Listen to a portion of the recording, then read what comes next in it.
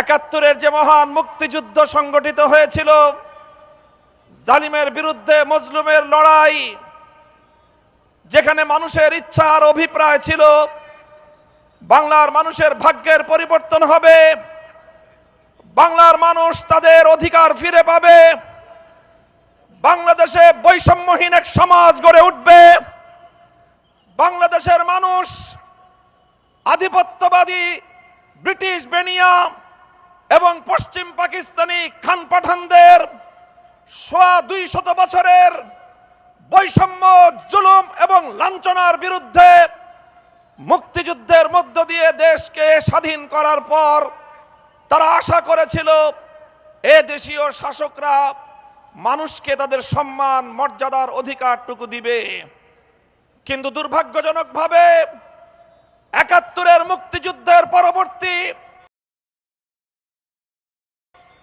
৭২ থেকে ২৪ সাল পর্যন্ত বাংলাদেশের কায়েমি স্বার্থবাদী রাজনৈতিক গোষ্ঠীগুলো শাসনের নামে শোষণ করেছে। মানুষের উপর তারা তাদের জমিদারি প্রভাব বিস্তার করার চেষ্টা করেছে। তারা বাংলার মানুষের অধিকার খর্ব করে, ক্ষুণ্ণ করে বাংলাদেশে গুন্ডামি আর সন্ত্রাসের রাজনীতি বাস্তবায়ন করেছে। তাই বাংলার মানুষ আবার ২০২৪ সালে জেগে উঠল। ২৪ সালে জেগে উঠল প্রতিটি শিক্ষাঙ্গন থেকে ছাত্র জনতা, স্কুল থেকে আমার ছেলেরা বেরিয়ে আসলো, কলেজ থেকে আমার সন্তানরা বেরিয়ে আসলো, বিশ্ববিদ্যালয়গুলো থেকে আমাদের ছেলেমেয়েরা বের হয়ে আসলো। আলিয়া মাদ্রাসা, কওমি মাদ্রাসা, সব ভেদাভেদ ভুলে গিয়ে রাজপথে তারা জড়ো হলো। আমার তরুণ ছাত্র জনতা তিতুমিরের লাঠিয়াল হয়ে বাংলার রাজপথে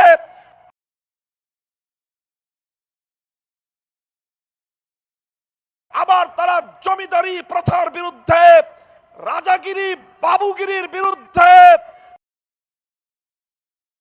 তারা বিদ্রোহ ঘোষণা করলো।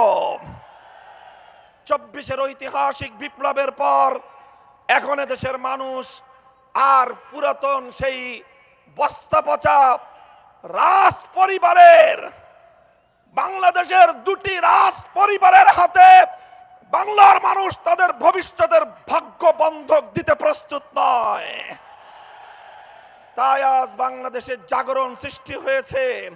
শুধু জাগরণ নয়, এক মহা জাগরণ তৈরি হয়েছে। ধর্ম বর্ণ নির্বিশেষে এদেশের মানুষ বিশ্বাস করে 11 দলীয় নির্বাচনী ঐক্য, এই ঐক্য গঠিত হয়েছে কোন নেতার ভাগ্য পরিবর্তনের জন্য নয়। এই ঐক্য গঠিত হয়েছে কোন দলকে ক্ষমতায় নেওয়ার জন্য নয়।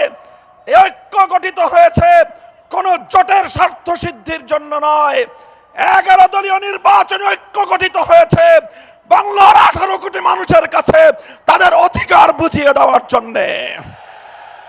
তাই আজ এই গণজোয়ার, এটা দেখে অনেকের মাথা খারাপ হয়ে গিয়েছে। এখন তারা পাগলের মতো প্রলাপ বক্তৃতা আরম্ভ করেছে। কি করবে তারা দ্বিধাহীন, তারা দ্বিধাদ্বন্দ্বে ভুগছে। কখনো তারা প্রকাশ্যে বলে গণভোটে হা ব্যালটে ভোট দেওয়ার জন্য, আবার তলে তলে বলে না ব্যালটে ভোট দেওয়ার জন্য।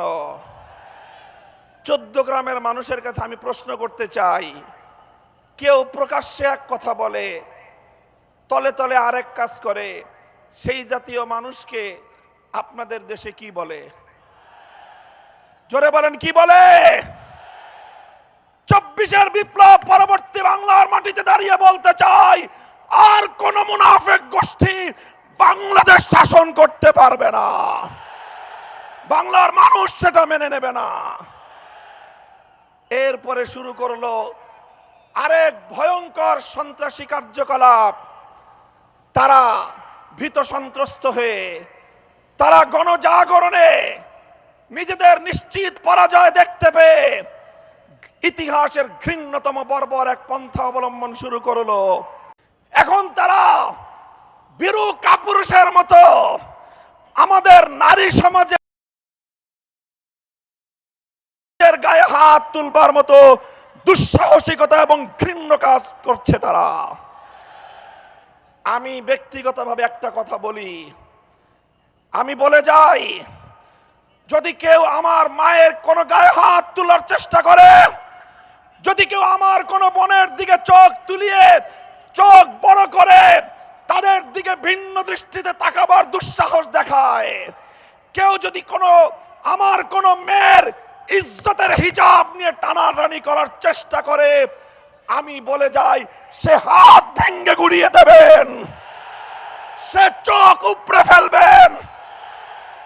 মায়ের ইজ্জত রক্ষা করার জন্যে, বোনের ইজ্জত রক্ষা করার জন্যে আমি বলি আমি কোনো আইন মানব না, আমি বিদ্রোহ করব। গোটা বাংলাদেশে আগুন জ্বলবে, আগুন। খবরদার, হুঁশিয়ার করে দেই, যদি নারী সমাজের গায়ে হাত তোলা হয়, তাদেরকে যদি অসম্মান করা হয়, যে আগুন জ্বলবে সে আগুন নিভানোর ক্ষমতা কারো হবে না।